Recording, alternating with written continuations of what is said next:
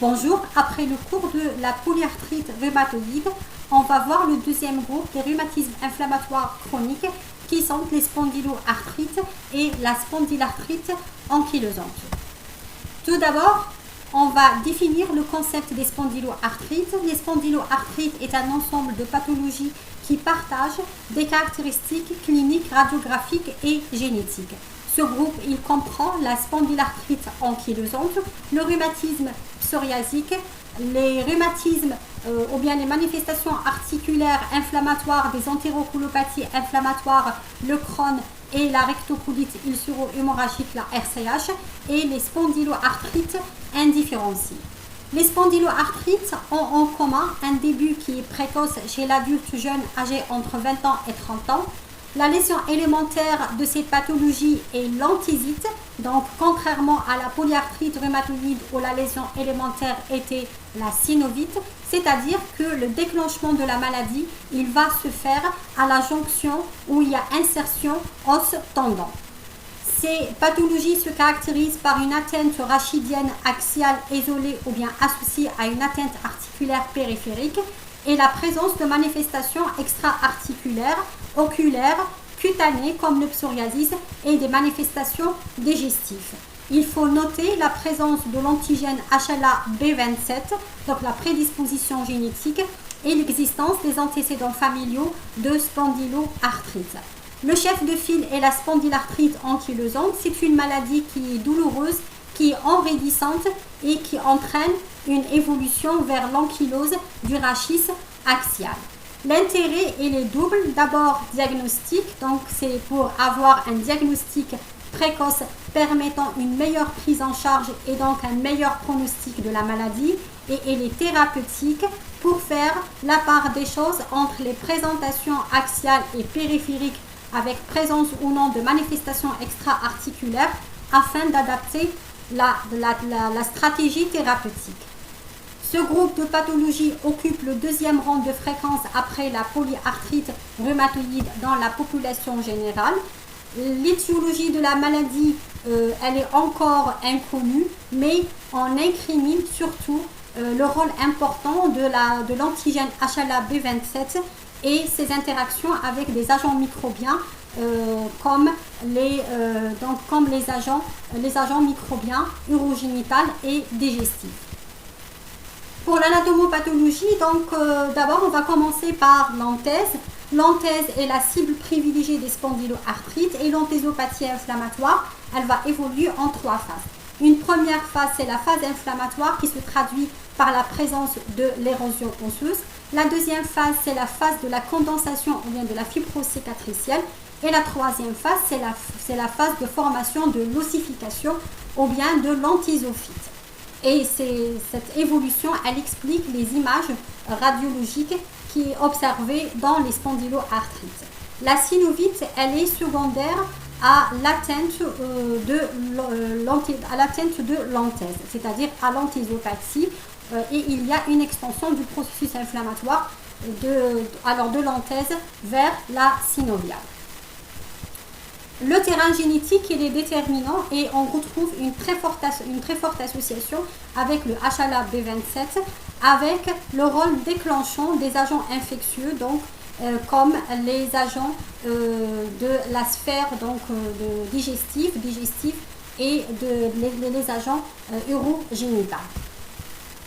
C'est quoi une spondylarthrite ankylosante? La spondylarthrite ankylosante se caractérise par une atteinte articulaire rachidienne axiale, par une atteinte articulaire périphérique et par la présence de manifestations extra-articulaires. C'est un rhumatisme inflammatoire qui est à l'origine d'un syndrome douloureux pelvirachidien, une tendance à évoluer vers l'ankylose articulaire, une association très fréquente à l'atteinte des anthèses et aussi à l'antigène HLA-B27. C'est une maladie qui prédomine chez l'homme jeune, âgé entre 20 ans et 30 ans, et le HLA-B27 est présent chez 90% des patients. Le mode de début ou bien les manifestations cliniques débutantes de la maladie, elles sont représentées par des douleurs fessières unilatérales, bilatérales ou bien à bascule, d'horaires inflammatoires et qui peuvent éradier à la face postérieure de la cuisse simulant une sciatique tranquille. Des lombalgies spontanées inflammatoires et l'examen physique il va explorer la mobilité du rachis et le réveil de la douleur des articulations sacro-iliaques par les différentes manœuvres. Des manifestations dorsales et thoraciques sous forme de dorsalgie, de douleur intercostale, de douleur de la paroi thoracique, de rythme inflammatoire. Des manifestations articulaires périphériques dans 20 à 25% des cas sous forme surtout d'oligoarthrite asymétrique des membres inférieurs et la dactylite qu'on voit surtout dans le rhumatisme psoriasique réalisant l'aspect de doigts ou orteils en saucisse. Les anthésopathies inflammatoires, et ce sont les thalalgies, rétro ou bien sous-calcaniennes, et des manifestations viscérales, surtout l'uvéite, qui se traduit par un œil rouge et douloureux. À la phase d'état de la maladie, il faut rechercher le syndrome pelvien. Le syndrome pelvien, c'est-à-dire les douleurs fessières. À l'examen physique, il faut pratiquer les différentes manœuvres des articulations sacro-iliaques pour réveiller la douleur. Le trépied, la manœuvre de Ménel et la manœuvre d'écartement et de rapprochement des ailes iliaques.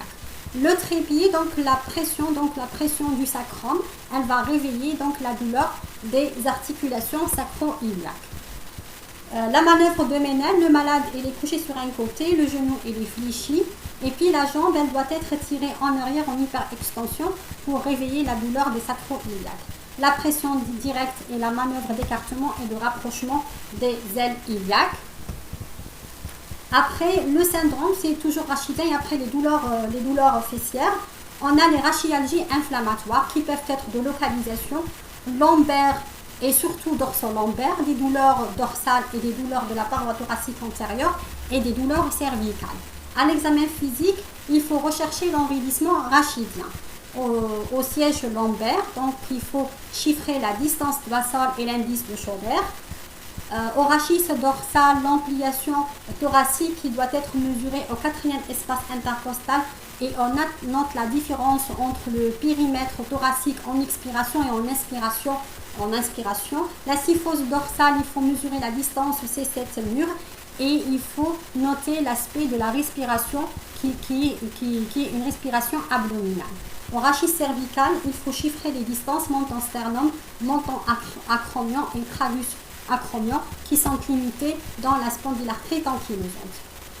Ce schéma il permet donc d'expliquer la mesure de l'indice de Schauber. Il faut tracer une ligne qui va passer par les sommets des crêtes iliaques et l'intersection de cette ligne avec le rachis lombaire va déterminer un point et vous allez mesurer 10 cm au-dessus de ce point. Vous demandez au patient de se pencher en avant et cette distance elle va passer de 10 à 5 cm, c'est-à-dire un gain de 5 cm et en cas de spondyloarthrite, cette distance elle est inférieure à 5 cm. Après le syndrome rachidien, on a le syndrome articulaire périphérique. Il se voit dans 2/3 des cas au cours de l'évolution et c'est une oligoarthrite asymétrique des membres inférieurs. L'atteinte des membres supérieurs, elle est moins fréquente et les atteintes articulaires les plus redoutables sont la hanche qui peut réaliser l'aspect d'une coxite clinique et même radiographique, parfois elle est précoce au premier plan de la symptomatologie clinique et aussi l'atteinte de l'épaule. L'atteinte d'orteil et le doigt en souci, ça se caractérise par une tuméfaction inflammatoire érythématoviolacée observée surtout au cours du rhumatisme psoriasique. Ça, c'est un schéma qui permet, ou bien une photo qui permet de montrer l'aspect de la dactylite. C'est l'orteil en saucisse, donc c'est le 4e orteil. Le syndrome antisique.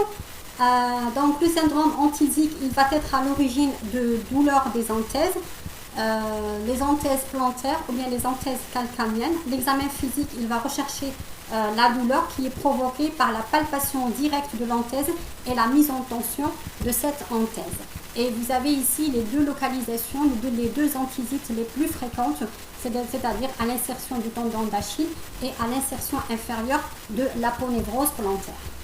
Pour le syndrome extra-articulaire, l'atteinte oculaire, c'est l'atteinte articulaire la plus fréquente et la plus redoutable.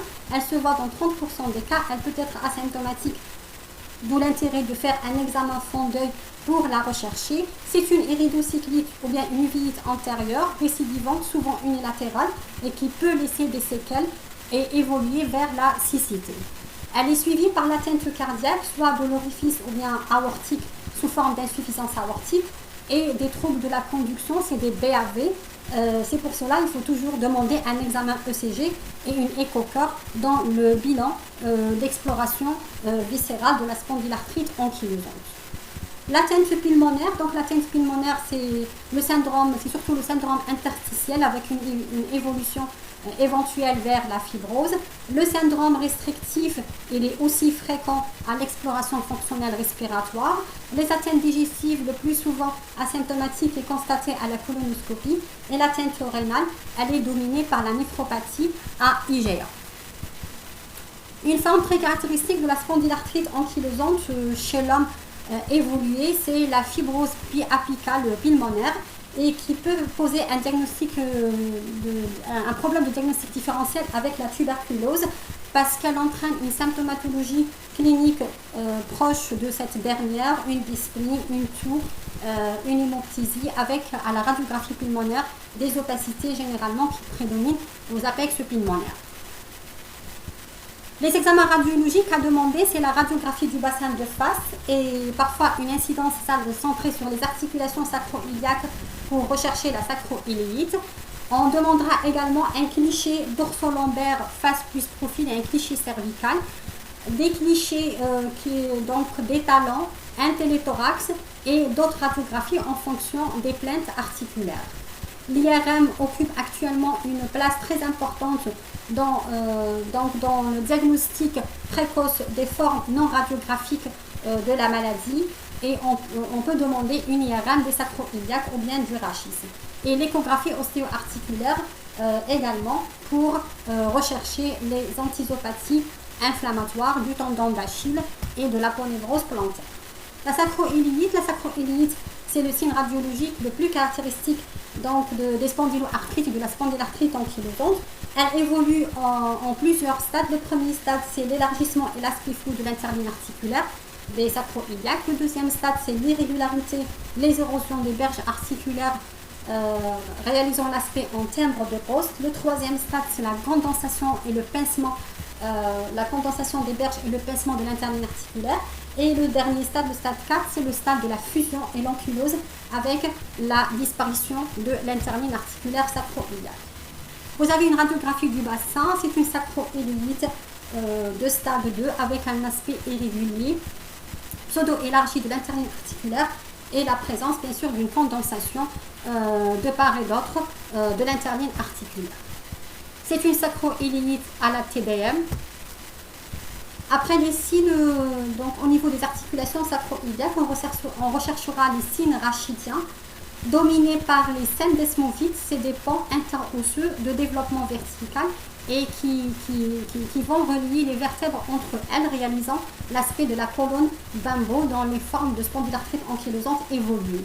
La spondylite antérieure de Romanus aboutissant au squarène vertébral, c'est-à-dire c'est la perte de la concavité antérieure du corps vertébral et qui se voit dans les formes débutantes de la spondylarthrite ankylosante. Les ossifications ligamentaires interépineux et interapophysaires, les spondylodécites inflammatoires, les arthrites et l'ankylose des articulations interapophysaires postérieures et notamment au rachis cervical et l'ostéoporose inflammatoire d'origine inflammatoire avec éventuellement les fractures du rachis. C'est une radiographie du rachis de face qui montre le développement des syndesmophytes. Vous avez une radiographie du rachis lombaire de profil. Alors vous avez sur la droite de l'écran l'aspect, donc c'est la rectitude rachidienne avec la mise au carré vertébrale et sur la gauche de l'écran le développement des syndesmophytes. L'aspect de la colonne bimbo qui est très caractéristique de la spondylarthrite ankylosante évolué avec, vous voyez carrément la disparition de l'interligne articulaire des sacro-iliaques, donc c'est une sacro-iliite associée stade 4.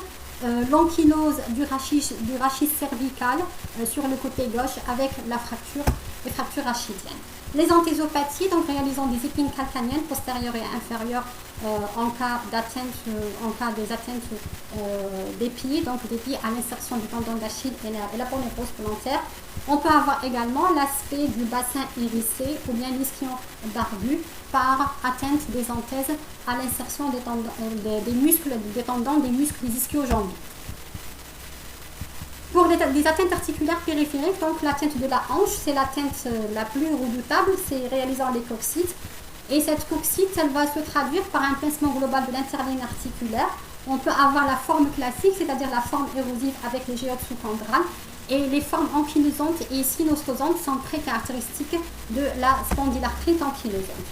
Vous avez ici une coccite de spondylarthrite ankylosante. On a le pincement de l'interligne articulaire coxofémorale avec une condensation au niveau du doigt du côtyle et de la tête fémorale.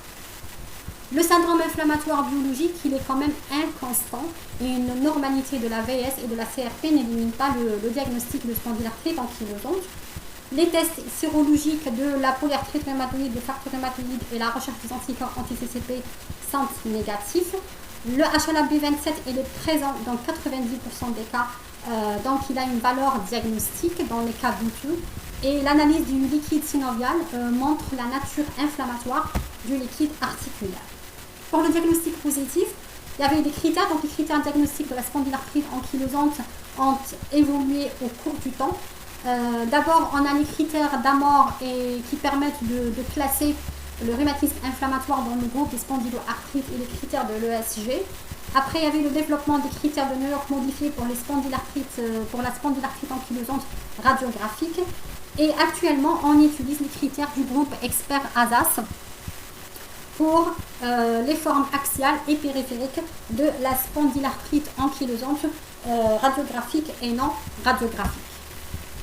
Vous avez les critères d'Amor, les critères de l'ESG et les critères de New York avec les critères de l'ASAS pour la SA axiale chez les patients avec des rachialgies de durée supérieure à 3 mois et un âge de début qui est inférieur à 45 ans. Et vous avez deux modes d'entrée, soit le mode imagerie avec la présence d'une sacro-iléite, soit à la radiographie ou bien à l'IRM, ou bien la présence de l'antigène HLA-B27 associé aux autres critères de la spondylarthrite ankylosante.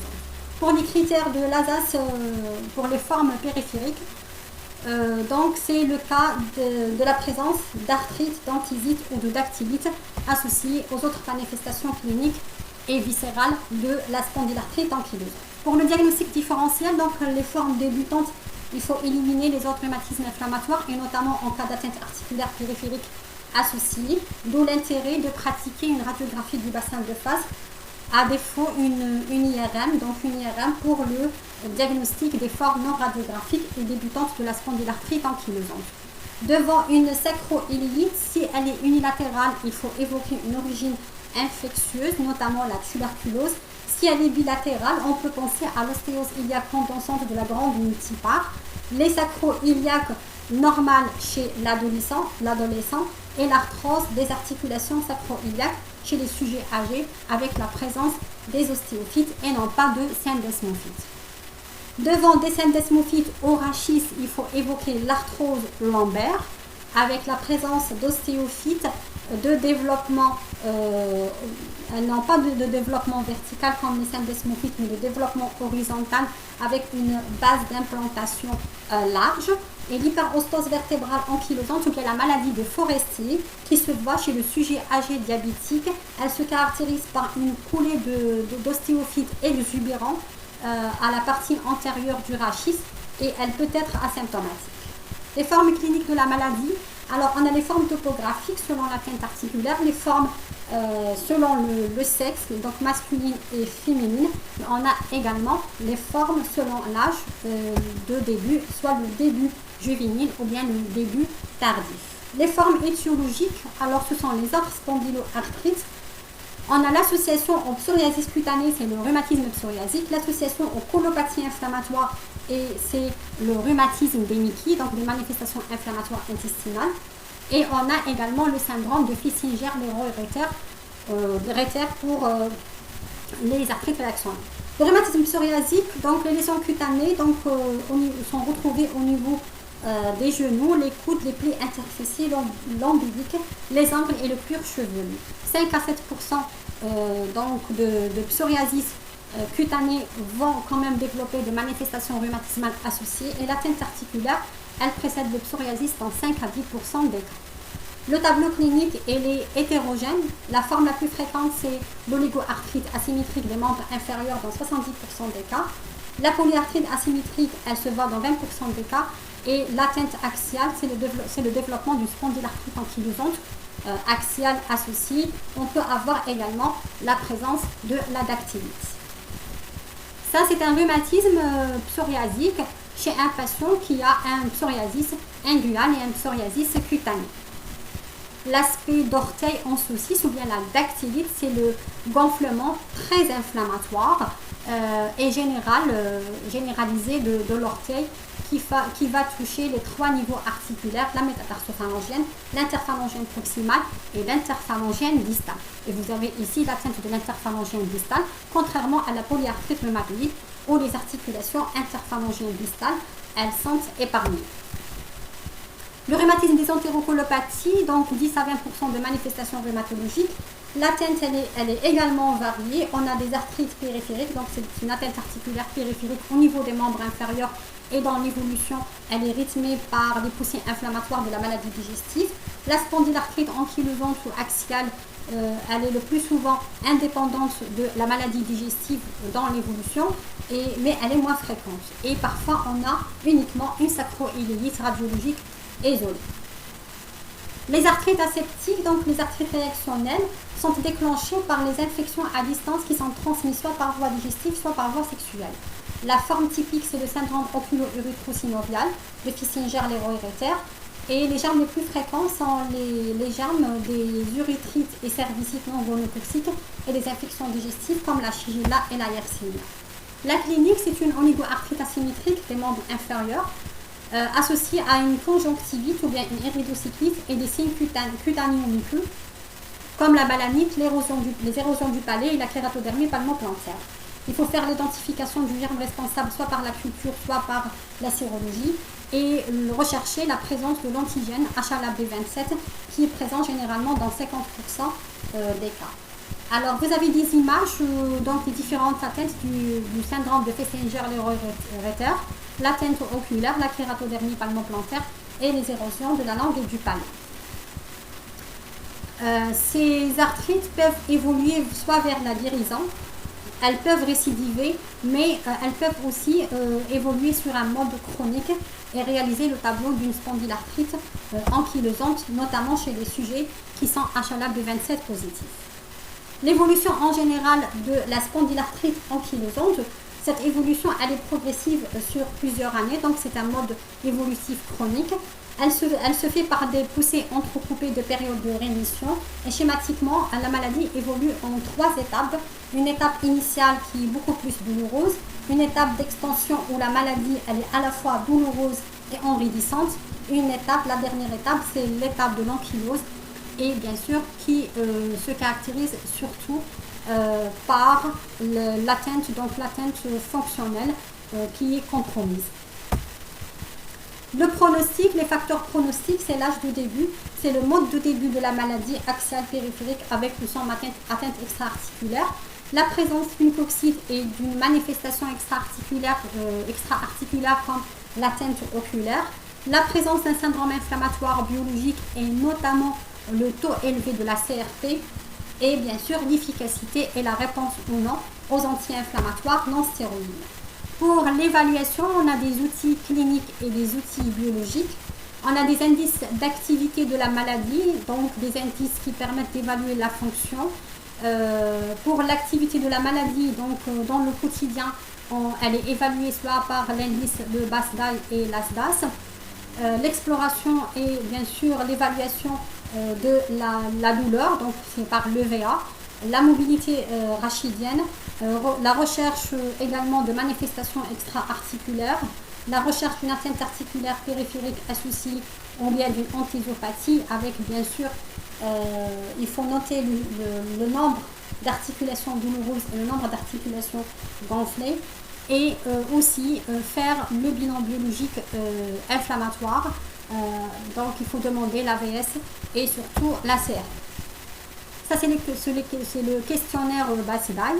On a également alors l'indice ASDAS avec les différentes cut-offs pour évaluer l'activité clinique de la maladie. Le traitement, les objectifs, c'est de traiter, réduire ou bien prévenir l'inflammation et la douleur articulaire, la raideur et l'installation d'une ankylose rachidienne et aussi les déformations. Alors le traitement symptomatique, le traitement il est basé sur les anti-inflammatoires non stéroïdiens qui ont un effet spectaculaire sur le syndrome pelvie-rachidien. Il faut savoir trouver la dose minimale efficace. De préférence, il faut faire une répartition des prises au cours de la journée avec la dose maximale surtout le soir et le matin avec le respect des contre-indications de ces médicaments. En cas de contre-indication, vous pouvez utiliser les antalgiques ou bien les corticoïdes, surtout dans les formes articulaires périphériques et en cas de poussée inflammatoire périphérique. Les traitements de fond, c'est la salazopyrine ou bien le méthotrexate. Les traitements de fond sont indiqués en cas d'atteinte articulaire périphérique associée et les traitements de fond doivent être bien sûr utilisés en respectant les modes, donc leur mode d'utilisation et notamment les indications et les contre-indications. Les anti-TNF-alpha ou bien les traitements biologiques anti-TNF-alpha, on peut utiliser les anticorps monoclonaux ou bien les récepteurs solubles, mais après avoir fait un dépistage de la tuberculose latente et la recherche d'une éventuelle tuberculose par la réalisation d'un examen d'une intradermoréaction à la tuberculine, l'IDR, et le test quantifiant. Et les anti-TNF sont indiqués après l'échec de 3 anti-inflammatoires non stéroïdiens pour les formes axiales de la maladie et en cas d'échec d'au moins un traitement de fond comme la salazopyrine ou bien le méthotrexate en cas d'atteinte articulaire périphérique. Le traitement local, c'est les infiltrations de corticoïdes ou bien les synoviorthèses de la hanche du genou. Le traitement physique, c'est la prévention des déformations rachidiennes, le coucher à plat dos, la kinésithérapie respiratoire surtout, et la pratique de posture à plat ventre avec une gymnastique respiratoire, l'utilisation de corsets en cas de kyphose récemment installée. Le traitement chirurgical s'adresse au remplacement prothétique avec la mise en place d'une prothèse totale de la hanche en cas de coxite invalidante, et les grandes kyphoses nécessitent une correction par une ostéotomie vertébrale. Alors ce schéma représente alors la stratégie et les recommandations proposées par le groupe d'experts en spondyloarthrite ASDAS-ELAR pour la prise en charge des formes axiales et périphériques avec les différents moyens thérapeutiques qu'on a vus.